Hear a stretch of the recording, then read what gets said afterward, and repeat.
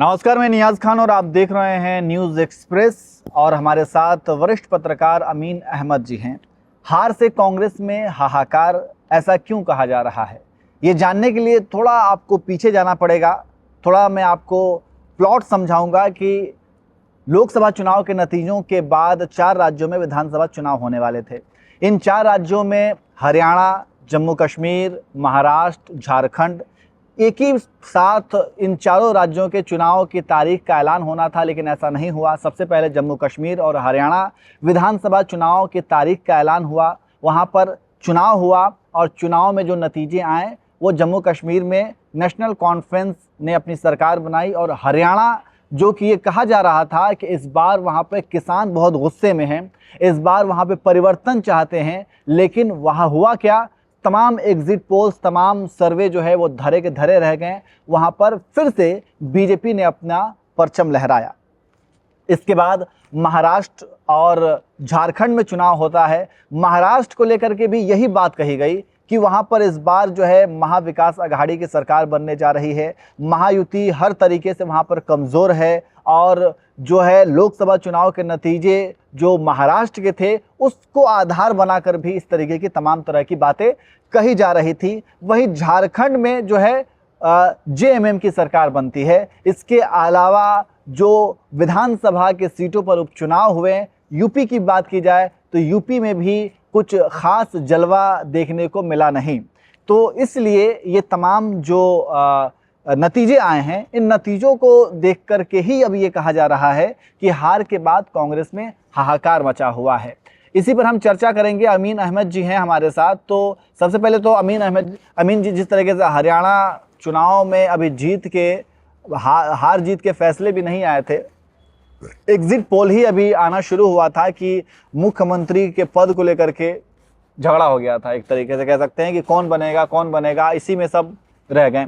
वही हाल फिर महाराष्ट्र में भी हुआ कि महाराष्ट्र में नाना पटोले को आपने सुना कि किस तरीके से उन्होंने भी मुख्यमंत्री की दावेदारी को लेकर के बातें कही। तो आखिर ये सब कुछ जो हुआ वो क्यों हुआ और क्यों कांग्रेस जो है मतलब एक बार फिर से उसके साथ ये सब कुछ हो रहा है। सभी लोग एक बात पे सहमत हैं कि जो है क्या कहते हैं कि कांग्रेस का संगठन जो है काफ़ी कमज़ोर है। जो ऊपर के बड़े नेता हैं वो नीचे के अपने छोटे कार्यकर्ताओं को वो सम्मान या वो हैसियत नहीं देते जो देना चाहिए। और हरियाणा में भी हारने का यही कारण देखा गया, महाराष्ट्र में भी हारने का यही कारण देखा गया। आप जम्मू कश्मीर को भी देख लीजिए कि इनकी जो है 5 से 6 सीटें आई, जबकि नेशनल कॉन्फ्रेंस ने अकेले दम पे वहाँ पे चुनाव जीता। उसी तरह झारखंड में आप देख लीजिए, झारखंड में ये शायद 15 या 16 सीटों पे ये जीते हैं और शायद जो है 30 या 34 या 35 सीटों पे जो है क्या कहते हैं कि झारखंड मुक्ति मोर्चा जीती है और 4 या 5, मैं एग्जैक्ट नहीं बता पा रहा हूँ, लेकिन ये इतना था। तो ये चीज़ें हुई है। तो कांग्रेस अपने अंदर की जो कमियां हैं उसको दूर नहीं करती। कि आप इसको इस नज़रिए से देखिए कि हरियाणा चुनाव में जब कांग्रेस पार्टी की बुरी हार ही मैं कहूँगा कि हार हुई, जो पार्टी सत्ता में आने वाली है और उसके जो है 3 बड़े नेता रणदीप सुरजेवाला और शैलजा और क्या कहते हैं भूपेंद्र सिंह हुड्डा आपस में तू मैं कर रहे हैं और जनता के बीच में प्रचार कर रहे हैं। और 11-12 दिन जो है शैलजा ने प्रचार ही नहीं किया। अब इससे बड़ा वैमनस्य और इससे बड़ा लचर कमजोर संगठन कहाँ देखा जाएगा। उसके बाद से ये तय हुआ, ये खबरें चलने लगी सूत्रों के हवाले से कि राहुल गांधी नाराज हैं, राहुल गांधी गुस्से में हैं, राहुल गांधी जो है ये करेंगे वो करेंगे। सारा सब टाइम फिस हुआ और किसी पर एक्शन नहीं हुआ, ना किसी को जिम्मेदारी मिली। उसी तरह से चुनाव का जब बंटवारा हो रहा था क्या टिकटों का महाराष्ट्र में, तो ये कहा गया कि वहाँ के जो महाराष्ट्र की एक राजनीति अजीब है नियाज, आप उसको समझिए कि हर नेता एक दूसरे से कनेक्टेड है और कोई एक दूसरे का नुकसान नहीं करता। चाहे जो है देवेंद्र फडणवीस हो, चाहे उद्धव ठाकरे हो, चाहे शरद पवार हो, चाहे कोई भी। ये राहुल गांधी जो है अडानी को पानी पी के गाली दे रहे हैं या कोस रहे हैं या आरोप लगा रहे हैं, वही शरद पवार जो है उनके साथ गलबहियां कर रहे हैं। तो ये महाराष्ट्र की अलग तासीर है। लेकिन उसी का नतीजा है कि ये जो देखने को मिला है कि जबकि जो है कहा जाने लगा कि नाना पटोले और उसके बाद से जो और लीडर हैं कांग्रेस के जो है उन्होंने एहसान जताया है। और एक बड़ी पार्टी और जो है लोकसभा में इतना अच्छा प्रदर्शन करने के बाद जो है उस पार्टी को विधानसभा चुनाव में उन दो पार्टियों से जिनके पास अस्तित्व नहीं है वो अस्तित्व बचा रही है, उनके बराबरी में उनको टिकट मिला। ये स्वाभाविक सी बात है कि आखिर कांग्रेस के नेताओं ने ऐसा समझौता क्यों किया। उसके बाद से दिल्ली में सूत्रों से खबर चलने लगी कि राहुल गांधी जो है काफी गुस्से में हैं नाना पटोले से, या और जो दूसरे जो स्टेट के जो पीसीसी के पदाधिकारी उनसे नाराज हैं कि आप लोगों ने विदर्भा में हम लोगों ने शानदार प्रदर्शन किया लेकिन आप लोगों ने अपना टिकट फेंक दिया और उसका नतीजा देखने को मिला। तो कहने का मतलब ये है कि जो दिल्ली है, जो हाई कमान है वो अलग अलग नजरिए से चलता है, जो स्टेट के लीडर है वो अलग नजरिए से चलते हैं, जो जिला अध्यक्ष है या जो विधायक हैं या जो सांसद हैं वो अलग नजरिए से चलते हैं।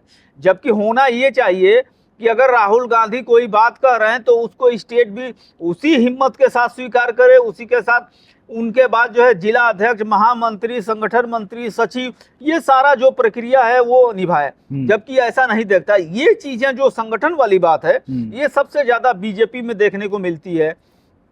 क्या आप अंदाजा लगा सकते हैं कि 2.5 साल जो है उप मुख्यमंत्री रह के किस तरह से अपमान का घूंट पीते हुए देवेंद्र फडणवीस जो है चुप रहे। अपने सीनियर नेताओं, अगर यही कांग्रेस का नेता होता तभी तक सिर फुटअव्वल हो जाती, ना वो मुख्यमंत्री बनता, ना ये करता ना वो करता, जबकि उसको मौका मिला ना कि अब वो मुख्यमंत्री बन जाए। यही चीजें होनी चाहिए। जबकि ऐसी चीज, और ये इसका उदाहरण आपके सामने है। आप ये देख लीजिए कि जो है कर्नाटका में क्या चल रहा है कि मुख्यमंत्री बनने के लिए जो है डीके शिव कुमार जो है क्या क्या प्रपंच रच रहे हैं, क्या कहते हैं कि अपने सीनियर सिद्धारमैया के खिलाफ। अभी जो 6-7 महीना पहले जो है हाई कोर्ट से उनको राहत नहीं मिली हाउसिंग सोसाइटी घोटाला मामला में, उसमें तो कहा जाने लगा, अंदर से सूत्रों से खबर चली कि ये डीके शिव कुमार की चाल है, उन्होंने ही इस चीज को जो है बाहर निकलवाया। ये खबरें चलती रहती हैं। जैसे आपने देखा होगा कि चुनाव से एक दिन पहले जो है पैसा बांटते हुए जो है क्या कहते हैं कि महाराष्ट्र के कद्दावर नेता विनोद तावड़े पकड़े गए, तो उसके पास से सोशल मीडिया पे, फेसबुक पे, ट्विटर पे, इंस्टा पे ये खबरें चलने लगी कि बीजेपी के ही कद्दावर नेताओं ने जो है अपने सीनियर के बारे में पता बताई और लोग पहुंचे और वंचित अघाड़ी के लोगों ने हंगामा कर दिया, पूरा जो है उनकी इज्जत दांव पे लग गई। तो ये राजनीति में चलती रहती है, कहीं बात अफवाह सही हो जाती है, कहीं पे गलत हो जाती है। लेकिन कुल मिला जुला के यही है कि अगर ये लोग नहीं सुधरेंगे तो ऐसे ही चलता रहेगा और ऐसे ही हारते रहेंगे।